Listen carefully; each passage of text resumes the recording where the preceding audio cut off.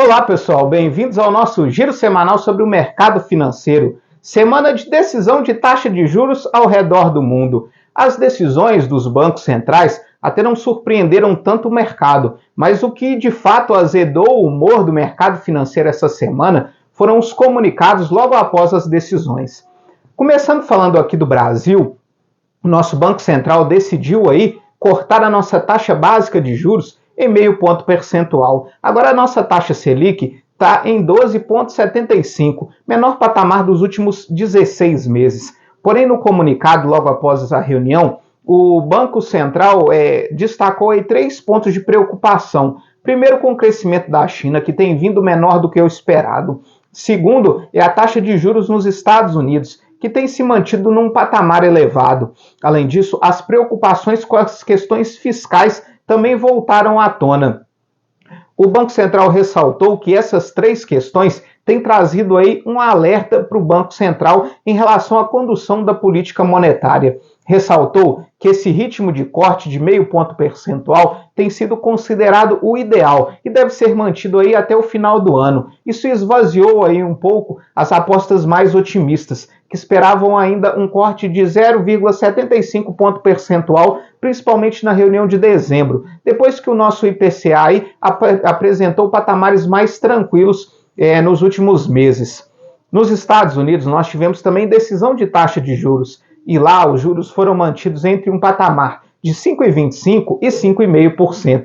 Porém, o comunicado, logo após a reunião, ele foi bastante duro, ressaltado aí pelas falas de Jerome Powell. Eles ressaltaram mais uma vez que os Estados Unidos devem ter ainda mais uma alta de juros ainda esse ano, o que acabou aí azedando de vez o humor do mercado. Além disso, eles relataram de que a economia americana continua muito resiliente, muito forte, principalmente os dados do emprego, o que deve manter o patamar de juros nos Estados Unidos alto e por mais tempo. Lembrando que esse patamar lá já é o mais alto nos últimos 22 anos da taxa de juros.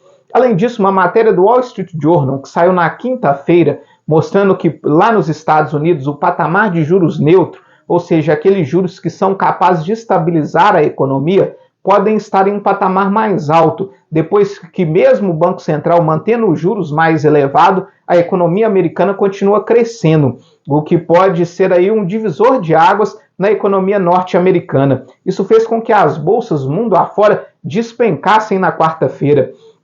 Aqui no Brasil, o nosso Ibovespa encerra essa semana com uma queda de 2,31%.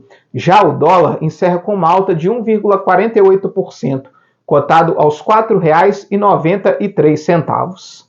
Nós tivemos ainda a decisão de juros no Reino Unido, que manteve a sua taxa de juros inalterada em 5,25%. Uma decisão aí que surpreendeu o mercado, lá se esperava ainda mais uma alta, mas como a inflação lá ao consumidor, o CPI, veio um pouquinho abaixo do esperado, em 6,7%, quando se esperava 6,8%, acabou aí balizando essa decisão. Quem também manteve os juros inalterados foram a Suíça e a África do Sul. Além disso, o Japão também manteve os seus juros inalterados, sendo o único país ainda que mantém a taxa de juros negativa. Lá o juros está em 0,10% negativo. Por outro lado, a Suécia subiu seus juros em 0,25 ponto percentual, mesmo caso da Noruega. Já a Turquia teve uma alta de juros de 5% e por lá a taxa básica de juros está em 30% ao ano. Aqui no Brasil nós tivemos ainda a divulgação do nosso IBC-BR, veio com uma alta de 0,44%.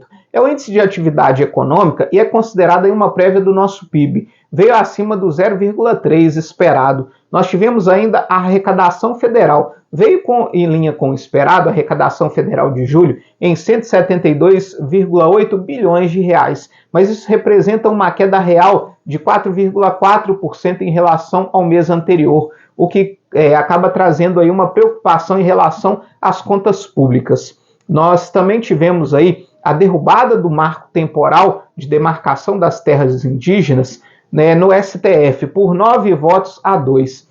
Essa demarcação aí tenta limitar a demarcação de terras indígenas às terras que eram ocupadas à época da promulgação da Constituição de 88. Por outro lado, a Frente Parlamentar do Agronegócio tenta aí a aprovação do marco temporal no Senado. Esse marco já foi aprovado, né, na Câmara dos Deputados, e aí agora precisa ser aprovado no Senado, inclusive com a frente do agronegócio, ameaçando inclusive aí obstruir a pauta caso essa votação não avance. Nós tivemos ainda uma decisão da Rússia de cancelar as exportações de diesel e gasolina, algo que atinge em cheio aqui no Brasil. O Brasil precisa importar aí cerca de 25% a 30% do diesel, e nos últimos meses, boa parte desse diesel estava vindo aí da Rússia, cerca de 70%. Essa decisão da Rússia de cortar as suas exportações, alegando aí, tentando estabilizar o preço no mercado interno e que há uma falta de combustível lá no mercado interno da Rússia, pode trazer uma pressão aqui para a Petrobras, que vai precisar aumentar aí o preço do diesel. E isso aí acaba afetando a nossa inflação como um todo.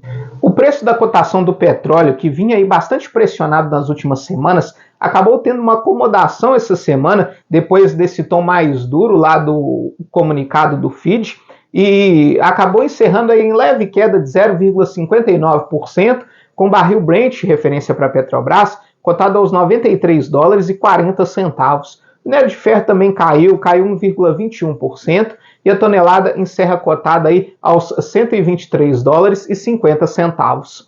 Essa postura mais dura do FID, essa expectativa de que ainda vai ter mais uma alta de juros lá nos Estados Unidos, como foi ressaltado aí pelo presidente do FID, Jerome Powell, e principalmente de que os Estados Unidos devam manter o patamar de juros mais alto por mais tempo, acabou derrubando as bolsas nos Estados Unidos e na Europa. O S&P 500 encerrou com uma queda de 1,81%, a Nasdaq encerrou com uma queda de 3,35% e o Dow Jones encerrou com uma queda de 1,8%.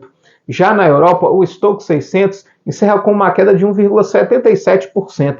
Mesmo a inflação ao consumidor por lá, medida pelo CPI, tendo dado uma arrefecida, né, veio com uma alta de 0,5%, quando o mercado esperava aí uma alta de 0,6%.